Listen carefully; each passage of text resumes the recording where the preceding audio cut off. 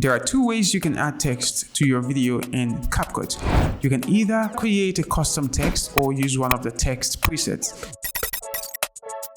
To add text to your video in CapCut, move over to this text tab right here and click on it.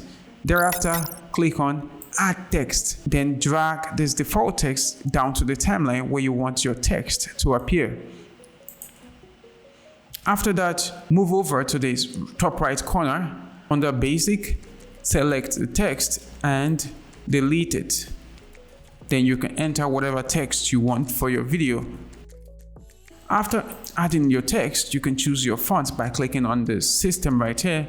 Choose one of the fonts available in CapCut. After choosing a font, you can either increase the size of the text by dragging the slider to the right or reduce by dragging to the left. You can choose to have your text bold, underlined, or italic using these options right here. You can then customize the color of your text right here by clicking and choosing whatever color presets you want or dragging this slider around.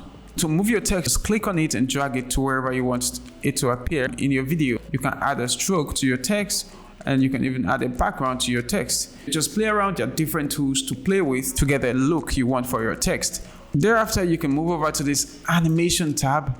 Here you can choose how you want your text to appear. You can choose this typing so it appears like a typewriter. You can also create an out animation for your text so it doesn't just leave your screen. Move over to this out option. Let's just try this trail right here. So you see it types and then it trails out. To use one of the text templates in CapCut, move over to this text template right here. You will see tons of text templates.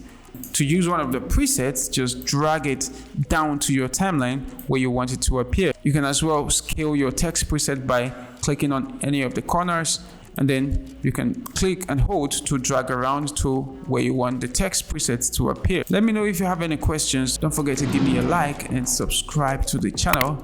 I'll see you next time.